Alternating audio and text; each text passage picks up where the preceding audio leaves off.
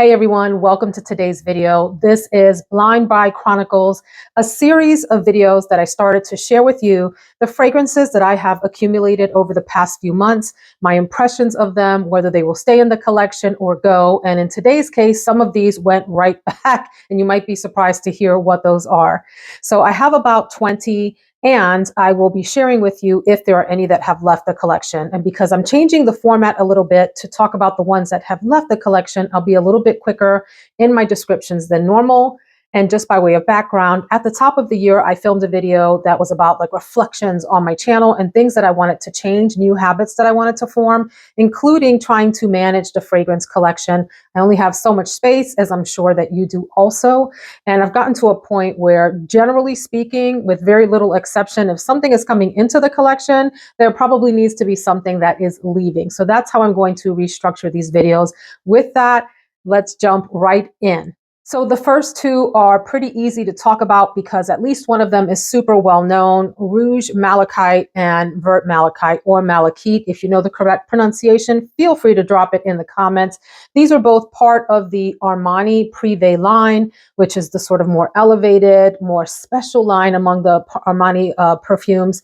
And these bottles are usually enjoyed by fragrance collectors because they're quite pretty. Maybe you think they're ugly. I think they're adorable. I've wanted Rouge Malachite for quite a while, and I liked this one as well. These are both quite beautiful. This is really a tuberose, spicy fragrance, and Vert Malachite is more of like a white floral and maybe some green touches fragrance. Both are florals for sure, and it's really easy to talk about what went out the door because I had really fantastic dupes of both of these fragrances by a brand called Riffs.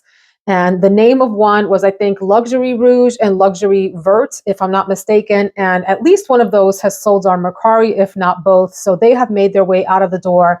Nothing wrong with those dupes. They were absolutely fantastic and spot on dupes for these. But I wanted to have the real ones, and both of these were gifted to me by my husband. And so these come first. So then two fragrances from the Armani Prive line that I was totally lusting over. I was stalking the website. I was looking at discount sites to see if I could find them on sale. The first one, a number of you recommended to me as a beautiful amber fragrance, Ambre Accentrico. I did look up a lot of reviews on it. I watched videos on it just to make sure it was something that I would like.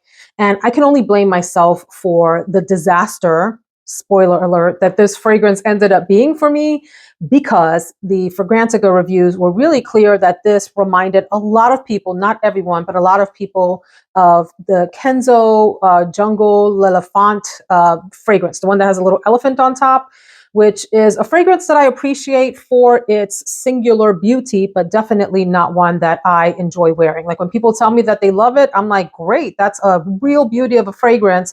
It's a complete disaster on me and gives me a headache. It's like incredibly strong on all of the spicy and some other aspects that I can't even put a name on. So Ambre Accentrico, nice bottle, as all of the bottles are from the Prive line, like how it looks physically, but wow, this was such a horrible disaster for me. Yes, it did remind me of the Kenzo fragrance. It was way too much of everything that it was. Too deeply amber, too deeply spicy, too deeply something else that I can't even put my finger on. And it was like an instant headache in a bottle. So, and I did wear it. I wore it overnight and it just did not work out. So that was a no. And none of the other bottles had to be sacrificed for it. So everybody got to stay intact on the shelves while Ambre Accentrico went out the door. And then the second fragrance from the Armani Prive line that just did not work out for me is Blue Turquoise. So this is one that I had sampled before and was actually in one of my hyped fragrances buy or pass videos. So I have another series of videos that just is about the fragrances that I sample. And in that video, I describe Blue Turquoise as something like a Jolly Rancher mixed with some kind of Kool-Aid powder, mixed with the sort of mentholated feeling that you get from a Sucrets drop when you put it on your mouth. And at the moment, I didn't feel like I needed it when I sampled it for that video. But then, I don't know, I just got obsessed with wanting it for some reason. I do like different and strange fragrances. But this one also didn't work out for me. A lot of people describe this as a salty vanilla that's really fantastic in the high heat. Granted, I didn't wear it in the high heat. I don't think that I could have even held on to it long enough for the summer to come. And I paid a pretty penny for it because that one is getting more and more difficult to find on discount sites. So I did get it on discount on the Armani site directly, but it was not the best discount ever. Okay, it was some discount. And anyway, that fragrance also just felt like way overpowering for me in the same way that Ralph Lauren's Turquoise, if you remember that, that's a discontinued fragrance from back in the day that I wore a lot, despite the fact, and I liked that fragrance, but there was something about it that just was like overwhelming for me from an almost having a headache standpoint, like right on the verge of that. Had the same experience with Blue Turquoise and Ambre Accentrico, and neither of them were liked by anyone in this house. So I wore them each for a night, packed those babies back up, and sent them right back out to Armani. They were no's. So then another fragrance that I recently sampled and became obsessed with, I got a small bottle of this from Mercari, Iris Celadon, also from the Armani Prive line, which I described as a soft, buttery, and suede fragrance that felt clean and light, but had some nice, soft, spicy touches sort of around the edges of the fragrance.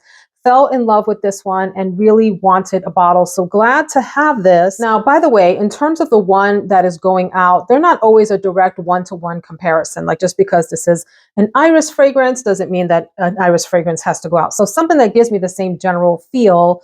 And I am getting rid of or passing along or selling or something, Eau de Whale, the whale, which is a fragrance, as you can see, that I barely wore. Really nice, light, beautiful, summery, watery, touches of powder fragrance that gives me sort of the same clean softness of Iris Celadon, but I much prefer this to this. So I am sacrificing this beautiful bottle, and I think it's already on Mercari if you're interested. Almost full. So then I also recently sampled and ended up buying a full bottle of Chemise Blanche.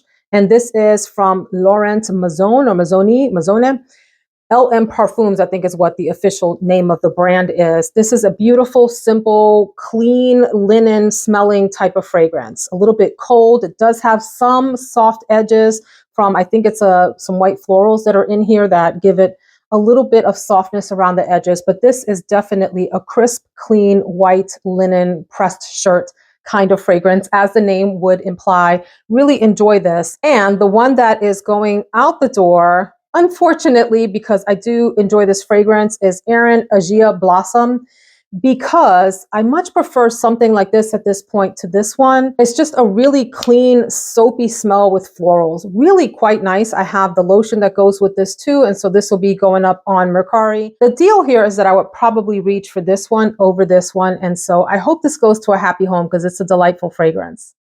So then in a recent video on alluring vanillas, I said that my favorite of the alluring vanillas was one that was new to my collection, although I had had a dupe of it for a while. And this is Tom Ford Vanille Fatale. The dupe is actually called Fatale de Vanille from Alexandria, which is really, really good. This is a warm, spicy, enveloping vanilla that has some boozy touches to it.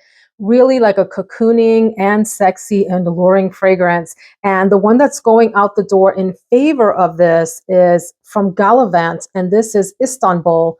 There are similarities between this. This is almost like a lighter, airier version of something like Vanille Fatale. Not Tobacco Vanille, that's a different fragrance, you all.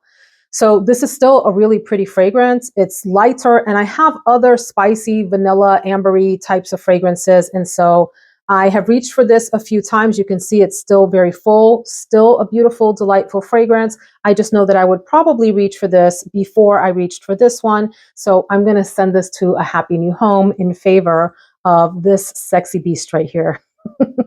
In a recent samples video, I mentioned that I fell in love with Delina La Rosee and said I wasn't sure that I was going to be picking it up because it was pricey and I would need to wait for it to go on sale later in the year. And I did find it on sale. Let me tell you, Joma Shop, if you're not familiar with jomashop.com, check that online retailer out, or discounter rather.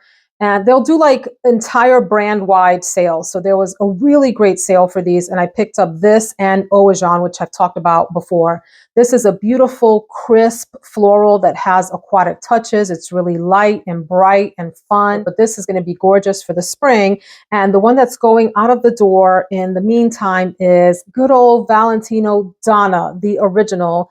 As you can see, I've used it a bit here. This is iris and rose, a little bit of leather, some sweet touches to it. And I've had a lot of fun with this. This has been a great fragrance. I've enjoyed it, but I'm ready to try something new like Delina La Rosee, and something's got to go. So I'm sacrificing Donna. Another Parfums de Marly fragrance that I recently just fell head over heels for when I sampled it and picked it up in the Joma Shop sale. Oh, wait a minute. Did I pick up Delina La Rosee in the Joma Shop sale? Or did I pick it up somewhere else? I don't remember, but I got that bad girl on sale. And this one too. And this is Oriana, which a lot of people have said smells like love, don't be shy. Maybe a little heavier on the orange blossom and a little bit more complex than that one, in my opinion. Maybe a little bit sweeter. This is just so pretty and girly and fluffy, and yeah, it's a winner. So this one came home at a discounted price, of course, and those of you that have been watching me for a while will probably chuckle when you see what's going out the door. Boom! It is Eternia from Armani. I have made fun of this bottle to no end. The cigarette lighter, crazy design, holy gaudy nastiness here, but the fragrance inside is spectacular. It's set to smell a lot like Poison Girl from Dior. It's really, really pretty, maybe not as long lasting as I'd like it to be. There's enough similarity in terms of the vibe and the feel between these that I'm happy to sacrifice this one, which, if I'm honest, I just haven't been reaching for as much lately. So I'm happy for this to go to a new home in favor of Oriana.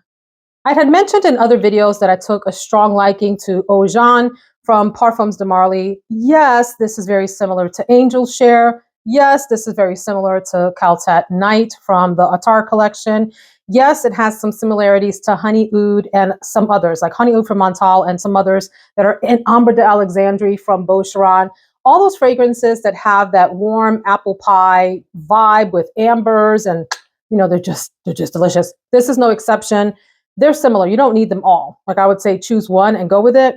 I mentioned that I had a dupe called Apple Crumb from Alexandria Fragrances that was just about spot on, and that is true. But since I have this, I'm going to let go of Apple Crumb. So a few months ago, I purchased a discovery set from Atelier and really enjoyed almost everything that I tried. In fact, I can't remember something I didn't enjoy, except maybe the longevity on a couple were questionable. I ended up buying and am still in love with Cacao Porcelana. Some people have really not enjoyed that fragrance. Just to be clear, I am a lover of it, and it has a place on my shelf, and I wore it this past month, as a matter of fact. I wanted to circle back and get some others from the brand. I don't think I've talked about these in any other sampling or like hyped fragrances videos or anything like that. There were two that showed up on FragranceNet at incredible discount, like almost half off or under half off, like 60% off or something. And your girl had to snatch up a couple, starting with Santal Blonde. I've mentioned that I really like the architectural sort of structure of these bottles. This fragrance here is a beautiful, soft, almost buttery sandalwood with some touches of the kind of suede powderiness that you would get from like an orris touch. I don't know that there's orris in here, but a nice buttery, suede kind of sandalwood with a little bit of spice to it as well. Really enjoyable fragrance. A softer sandalwood. This is not a beast mode sandalwood. This is a subtle, understated elegance kind of a sandalwood. And so that this can have a place on the shelf, I'm actually letting go of it's not Ed, and Eddie. It's another, is it the Family Guy that has the football head? I've said that in other videos, but this Versace Crystal Noir. Why? I have two of these. I have the Eau de Toilette, which this one is, and I have the Eau de Parfum. I prefer the Eau de Parfum concentration. I really don't need both bottles. I got them so that I could compare the difference. And because I kept hearing about this elusive coconut note that was in one, but not the other, I detect the coconut a little bit in both, but more pronounced in the Eau de Parfum version, or something like a coconut note.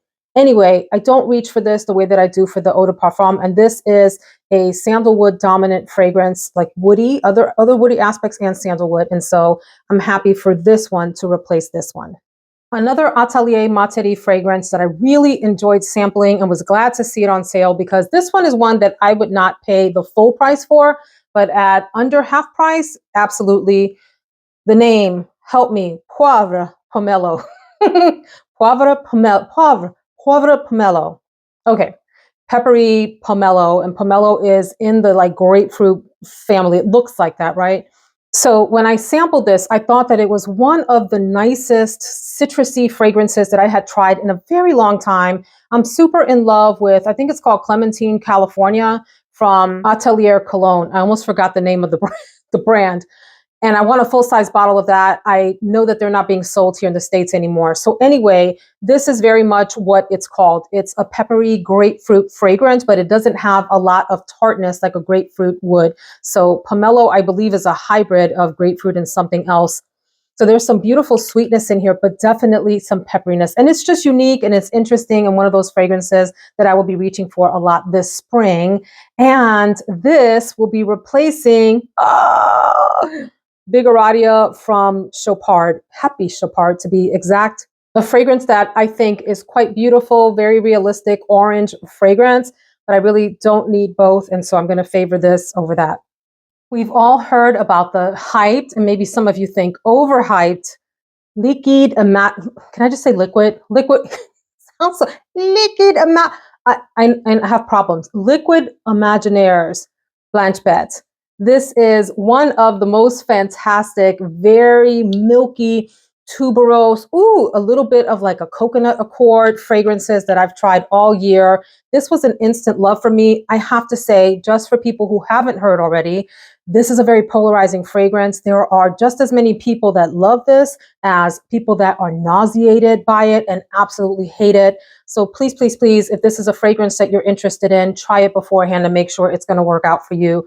It was an absolute love for me. Yes, yes, yes. And I've talked about this in other videos, so I won't go on. And it is replacing a very lovely fragrance that I enjoyed wearing. This is by Primera Perfumes, and this is De Marbella, which has this lovely, also milky coconut sort of vibe to it. It's a tad more masculine than this one is, and I enjoyed it. I had a good time with it.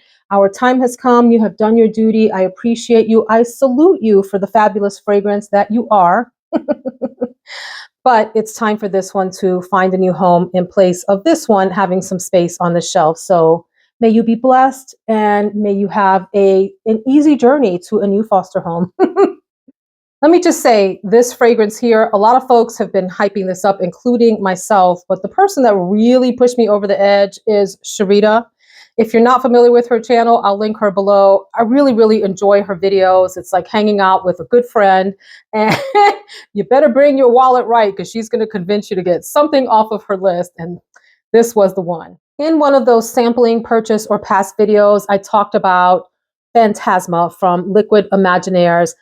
And this one is an interesting, strange fragrance that's hard to describe. Again, not a safe blind buy whatsoever, really kind of odd. I mentioned that it reminds me of something ghostly, which maybe the name is suggestive, but I also then think of what the inside of a futuristic spaceship would smell like. Like there are some clean aspects of this. There's something a little bit metallic. There's some like cold floral aspects to this, like maybe iris or violet or something along those lines. A clean fragrance too. It reminds me of, like I said, something, I don't know, something ethereal and metallic all at the same time. And in favor of keeping this, I'm going to let go of Lanvin. Oh, I always want to say Lanvin Oxygene, which is also a nice, clean summer fragrance. The bottle is what it smells like, maybe with a little bit of a softer touch than the bottle would suggest. But I think I'll be reaching for this because of the interest factor. This is a little bit more different, odd, and interesting than this one. And so happy for this to find a new home. I wore this a couple times, but I don't see myself reaching for this often in the coming year. All right, another fragrance that I said I was not going to get because I had a dupe of it. And I was satisfied with the dupe, except what happened? I saw it on sale. You know what happens when you see things on sale? The mind's like, I need that. And I'm talking about BDK's Ce Soir, and the dupe is called Her Ambition from Dua. So this one is going out of the door in favor of the real OG deal.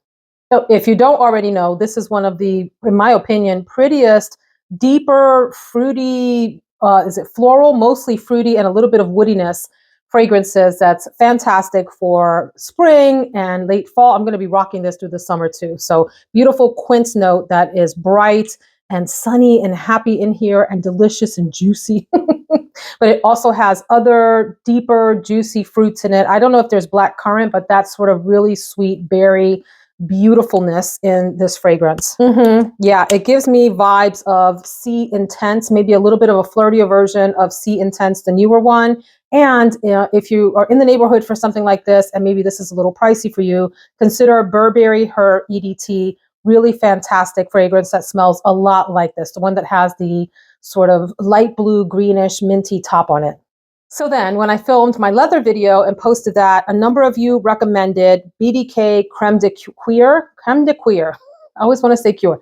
Creme de Cuir as a beautiful leather that I needed to get my nose on. So I did sample this. It was in one of my sampling hyped fragrances videos, and it deserves the hype. This is a lovely, really beautiful, suede-y, almost creamy leather that has a citrus aspect to it. It's supposed to be a pineapple note. I can't say that I get pineapple distinctly, but I do get something bright like a citrus note. And the fragrance that's going out of the door is actually a really beautiful one that's maybe a little bit too masculine for me at this point. It is by Call Leather Intense from Nicolai. This is really lovely, but it is a little bit more just straight up masculine.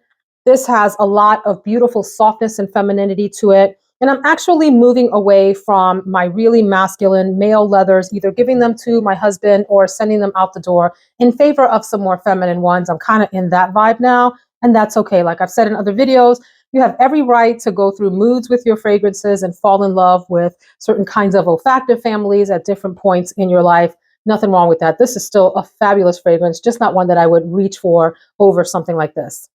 Yes, I have fallen for the Rosendo Mateu line. Maybe not quite like in the overhyped way that other people have, but I think the line is quite gorgeous. I have number 5 and I have number 6, and I am absolutely enjoying those.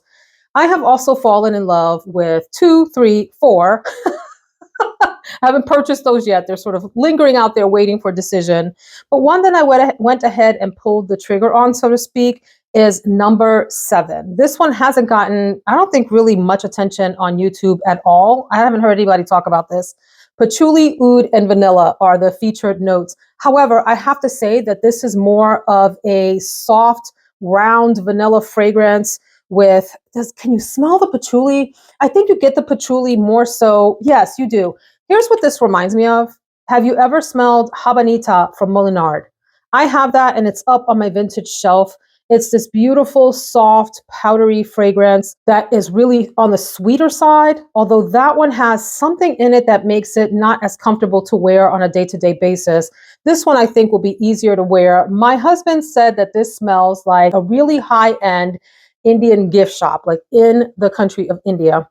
It reminds him of that. He travels there for business every few months. So when I put this on, he was like, oh my gosh, you smell like one of the gift shops over there. So I thought about replacing Habanita Molinard with this one. However, there's something about that bottle that, I don't know, I feel like I can't get rid of it for some reason. I don't know if it's because it has that vintage appeal or something, but it's sitting up on my vintage shelf. And instead, I'm going to move along one that I do enjoy, but is rather potent, and perhaps I would not reach for nearly as much as something like this. Samo Al Rasazi Mali Eau de Parfum. Beautiful oud fragrance. I think there's some sort of florals in here.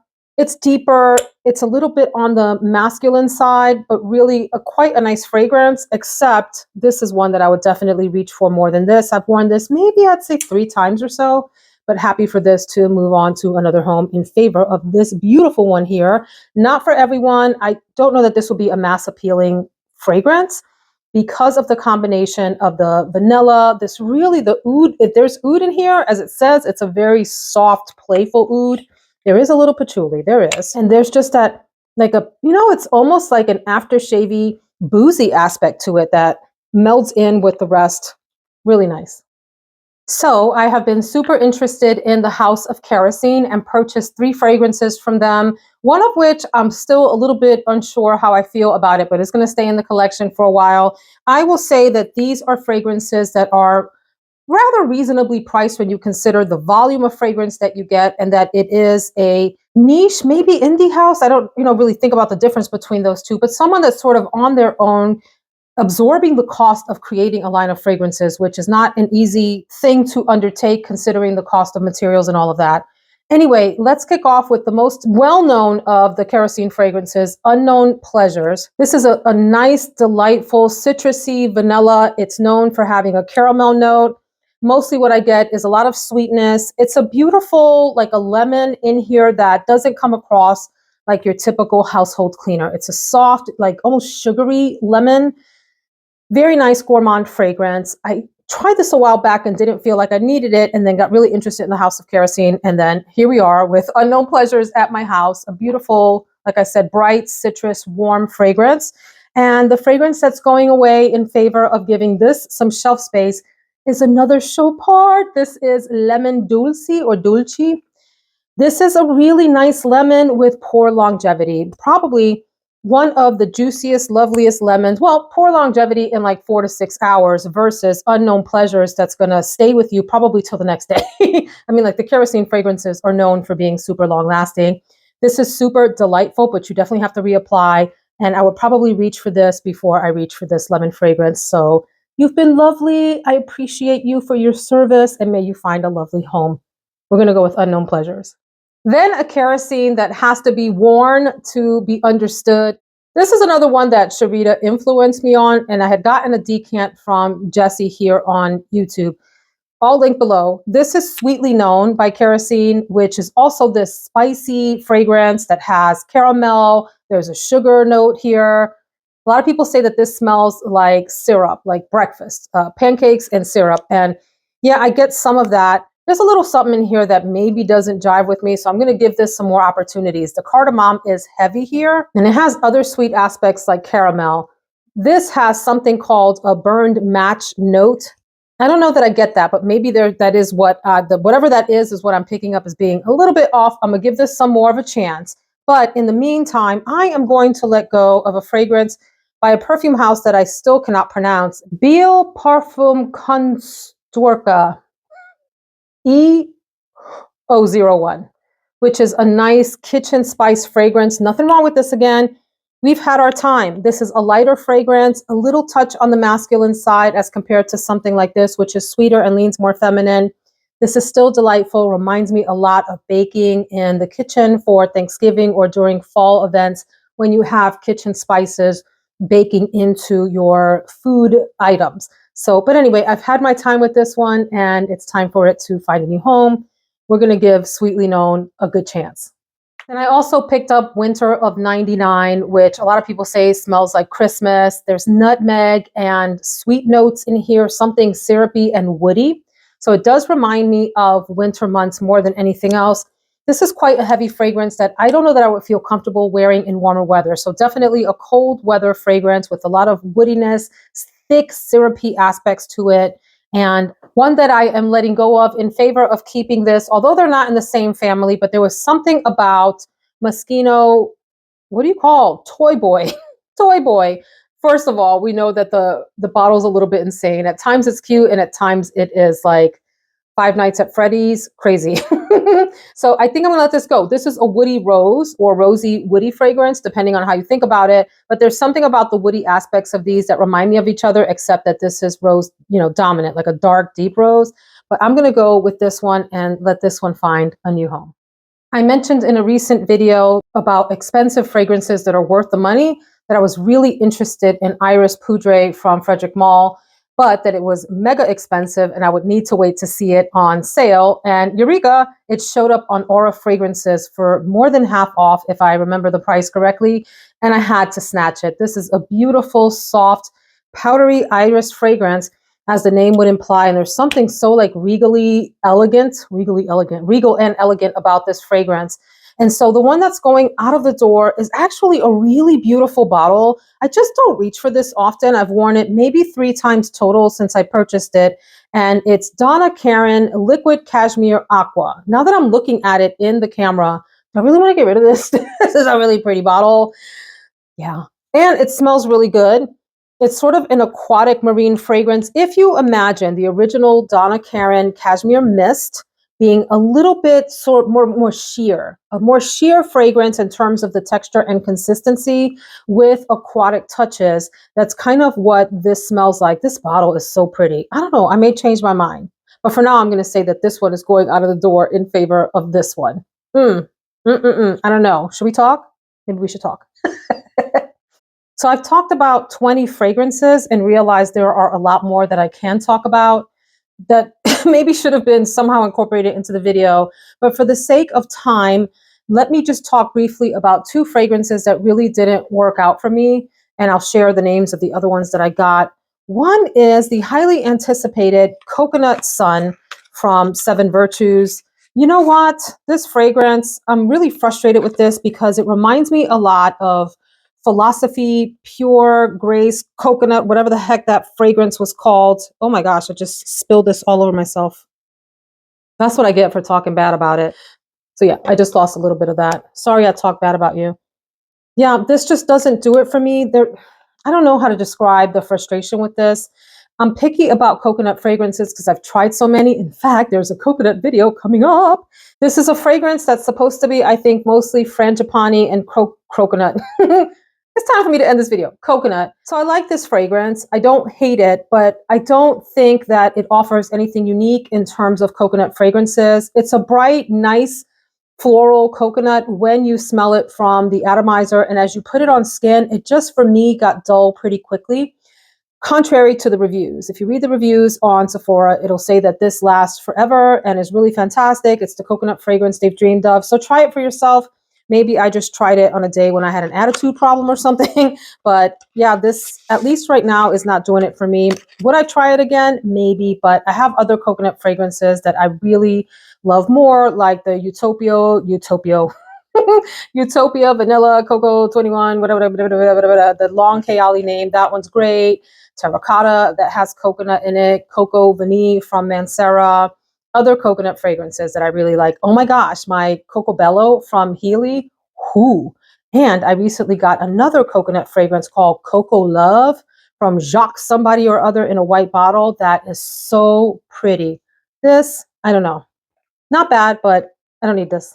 I was really anticipating this fragrance. One of my beautiful friends here on YouTube just adore this, but it just goes to show you that, you know, what may work for someone else may not work for you. It is Tales from Zanzibar from Memoirs of a Perfume Collector. I really do like the little bottle with the pretty top on it and the tree on the top. So this, you know, if you like that tart, sour summer fragrance, this might be a big winner for you. There's a beautiful lime note in here. I think the thing about it that kind of bothers me is I feel like there are some sharp citrus aspects to this that just don't jive well for me. When I tried this on, my husband immediately was like, whoa, what is it that you're wearing? And not in a good way. And I kind of felt that for myself. It's one of those fragrances that I tried to enjoy, but I just didn't in the end. And this was not an inexpensive blind buy. So I may try this one more time, and if it really just doesn't jive with me, I may put this up for sale on Mercari. Aside from that, I did get some beautiful Amouage fragrances, and I won't go through the direct one-to-one, you know, removal of a fragrance in the interest of time, but I did pick up Amouage Material, beautiful amber vanilla or vanilla amber fragrance, depending on how you look at it, with some nice, whoo, I had a runaway cap. So that's beautiful. Honor Woman that comes in a white bottle. That's a nice white floral, very mass appealing fragrance. I picked up Love Tuberose, which is one that I wasn't really sure I wanted, but I saw it on such a great deal and I'm glad that I did. It's a very creamy, it's a whipped cream note, but to me, a creamy tuberose fragrance. I love a good tuberose, and this is beautiful. These bottles, you all, are just magnificent. I did pick up Amouage Assure. I heard Lulu, hey girl, hey, talking about this on her channel, and it is a really delightful jasmine. It borders on being a little indolic, but it's not quite there. And so in that sense, it's tolerable for me. It's like an aquatic jasmine, really interesting, light, airy, another sheer fragrance is how I would describe the texture and consistency of this. It's going to be really fantastic for summer. And as I mentioned before, I got Note Vanille from M. Micallef on sale. I don't care for these bottles with the little rhinestones in them. I really just don't like the bottle, but the scent is beautiful. A nice, almost clean vanilla. Some people pick up a boozy aspect of this. To me, this smells like luxury soap and vanilla with some depth. And I did pick up Ylang in Gold Nectar. Ylang in Gold and this one smell a lot like Hanimore, the butterfly fragrance. This is so nice. Coconut aspect to it, yellow and white florals, a real deep sweetness. Yes, if you have Hanimori, which I do, you probably don't need this unless you want something that has a little bit more base and creaminess to it, which this does. So this is the nectar version of Ylang Gold, and I much prefer this bottle to that bottle. That, my friends, is my Blind Buy Chronicles Volume 7. I know I went way over in terms of the number of fragrances that I shared, but I've been waiting to share these with you for a while. Oh my gosh, now I'm smelling cocoa, what are you called? Coconut sun rising up from my leg where the excess of this fell when I opened it, and it actually smells good. So maybe I take that back. I'm not sure. I don't know, y'all. Anyway, let me know what your favorite recent blind buy is in the comments. Thank you so much for hanging with me this long. If you are still here, you're a real one. Love you. See you in the next video. Take care.